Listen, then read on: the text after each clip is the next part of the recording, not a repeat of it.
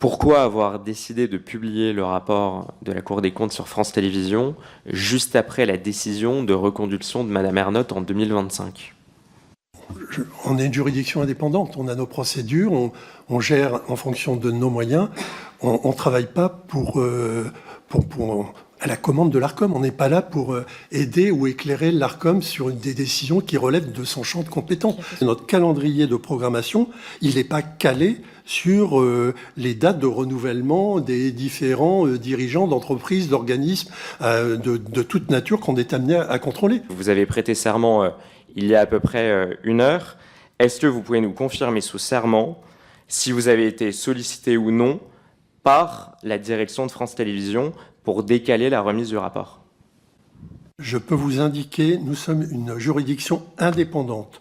On arrête nos procédures, on en a la maîtrise pleine et entière. Je vous ai donné les dates précises sur les différentes étapes des procédures internes, qui sont des procédures collégiales et contradictoires, et on en a la pleine et entière maîtrise. On les décide de manière indépendante. Indépendante. En tant que rapporteur, mais même en tant que citoyen, je m'étonne de la publication d'un rapport de la Cour des comptes quelques jours seulement après la reconduction pour un 3e mandat. D'une remise du rapport, je vous ai entendu, mais en aucun cas les conclusions ont été prises par l'Arcom pour prendre leur décision de renouvellement. On voit, et les questions du rapporteur en témoignent, que le télescopage des calendriers peut ensuite entraîner des questions. J'ai du mal à entendre la notion de télescopage ou voire même de suspicion. Question simple et réponse simple. Monsieur le Président, je vous en conjure. Ma question, avez-vous reçu un mail ou un courrier du secrétariat général ou de la présidence ou de la direction générale de France Télévisions qui vous conseille ou qui vous demande de décaler le pré-rapport ou le rapport final? Oui ou non? On n'a rien décalé. Je vous ai dit que notre procédure a été suivie. Il n'y a pas de décalage. Donc si vous êtes...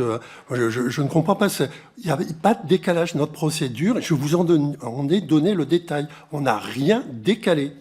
Les Français qui nous regardent et qui pourront reprendre ces extraits se disent que vos non-réponses, notamment sur l'existence d'un mail du secrétariat général ou la direction générale de France Télévisions sur d'éventuelles incitations à décaler votre pré-rapport ou votre rapport, votre non-réponse, qui nous explique que vous avez une garantie d'indépendance, mais vous ne répondez ni par oui ni par non, alimenteront, je pense, bien des doutes sur ce sujet-là. J'ai appris notamment par votre rapport que les salariés de Radio France bénéficient en moyenne de 12 semaines de congés payés, les journalistes bénéficiaient de 14 semaines de congés payés.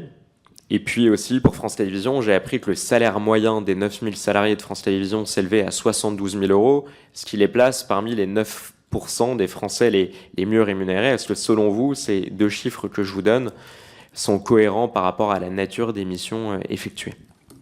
Vous m'avez entendu le dire dans mon propos introductif.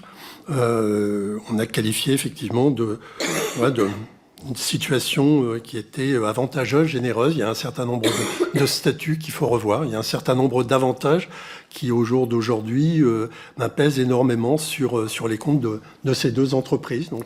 Un autre sujet que je trouve particulièrement critique, à la page 81 de votre rapport, vous écrivez, je vous cite, que certains niveaux de salaire chez France Télévisions étonnent au regard de la disponibilité des personnes concernées dans l'entreprise et de leur charge de travail rapportée aux fonctions et aux obligations qui en découlent.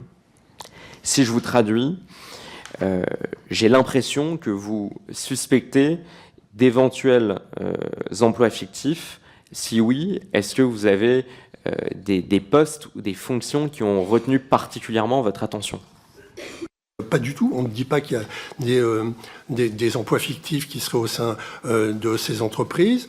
On dit qu'il y a des niveaux de rémunération qui sont élevés et qu'il faudrait qu'on puisse pouvoir apprécier de manière sûre et certaine et complète que les travaux qui sont effectués sont à hauteur, à due proportion de la rémunération. Est-ce que notamment, il y a un cas qui a été commenté allègrement dans la presse, qui a d'ailleurs interpellé mon attention, le cas de M. Arnaud Ngacha, qui est, je crois, directeur des opérations spéciales de France Télévisions, qui est également adjoint de Madame Hidalgo à la mairie de Paris, qui dispose d'une assistante, qui est semble-t-il, selon les informations qui ont été communiquées, rémunéré plus de 100 000 euros par an par France Télévisions. Il n'apparaît pas, d'ailleurs, dans les organigrammes officiels. En tant que rapporteur, j'ai demandé à France Télévisions de nous communiquer l'intégralité de ces organigrammes. Il y a de lourdes suspicions d'emploi fictif à l'égard de cette personne. Est-ce que vous avez pu enquêter, notamment sur son rôle et l'effectivité de ses missions ? Alors, ce que je peux vous dire, c'est que quand il y a eu des situations anormales en cours d'instruction, c'est pour ça que je vous dis qu'il y a eu vraiment un esprit coopératif de la part du groupe France Télévisions. Immédiatement, ils ont fait le nécessaire pour le corriger.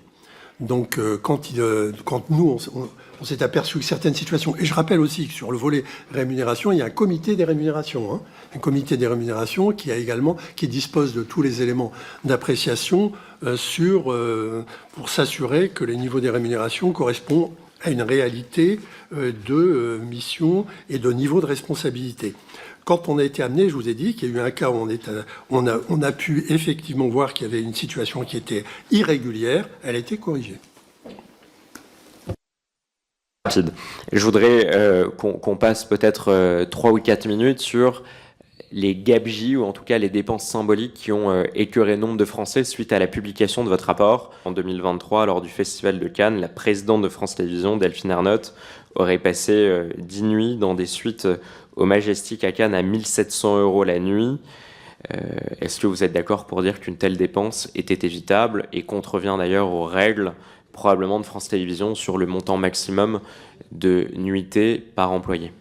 La réponse là que j'ai sous les yeux, que les frais d'hébergement des 4 dirigeants visés avaient été financés non pas sur fonds publics, mais par un groupe privé. Voilà. Et ensuite, il nous appartient vraiment pas de nous prononcer dans la mesure où il y a une procédure judiciaire sur ce sujet plus général. Je constate qu'en 2020, France Télévisions a dépensé 1,5 million d'euros de frais de réception et de cocktail. Alors, à titre de comparaison, c'est 3 fois plus que chacune des 2 années suivantes, qui étaient d'ailleurs moins soumises à des exigences de confinement. Comment vous expliquez ces dépenses, en tout cas ces gabegies, dans une période de confinement ? On vous adressera des éléments de réponse écrite. Vous voyez bien que on a vraiment, nous, mis l'accent sur des sujets qui sont extrêmement aujourd'hui urgents à traiter pour ces 2 entreprises et auxquels également ceux qui sont en responsabilité, les tutelles, la représentation au sein du conseil d'administration doivent apporter des réponses.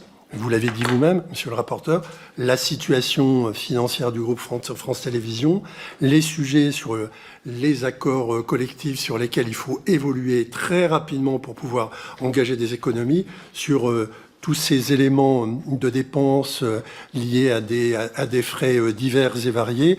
On prend votre question, on y apportera une réponse écrite. Est-ce que vous pouvez nous indiquer s'il y a encore chez France Télévisions des animateurs qui perçoivent une double rémunération au titre de France Télévisions comme salariés de France Télévisions et au titre aussi d'animateurs via leur société de production, elle-même payée par l'argent du contribuable ? Je peux vous dire, et tout à l'heure je disais qu'il y avait une totale transparence, communication de tous les documents dont nous avions besoin. Je précise aussi qu'on a fait aussi un travail par échantillon. On ne peut pas regarder, ou alors il aurait fallu qu'on passe un temps beaucoup plus important, considérable, et puis avec des moyens supplémentaires. Mais sur toutes les situations qu'on a été amené à regarder, il y a une situation qui posait problème et la direction a fait le nécessaire et l'a réglé. Et sur tous les autres échantillons qu'on a été amené à regarder, on n'a pas trouvé d'anomalie particulière. Est-ce que vous pouvez nous donner le nom en question de cette situation particulière, s'il vous plaît ? On anonymise, il ne nous appartient pas de donner des noms. Tous nos rapports sont anonymisés. Donc, et cette situation, en revanche, vous pouvez le demander à la direction de l'entreprise. Et est-ce que vous pouvez nous confirmer peut-être que Monsieur Delahousse, Madame Salamé, Madame Lucet ne figurent pas dans ces cas de double rémunération, à la fois en tant que salarié de France Télévisions, mais aussi animateur et donc rémunéré au titre de la société de production dont elle dépend ? On n'est pas là pour jeter en pâture des noms, etc.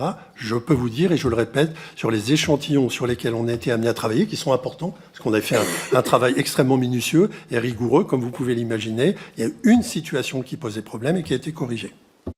Dernière question sur le sujet, vous insistez sur le terme échantillon. Est-ce que ça voudrait dire que vous ne vous êtes pas intéressé à l'ensemble des potentiels animateurs producteurs, notamment de France Télévisions ?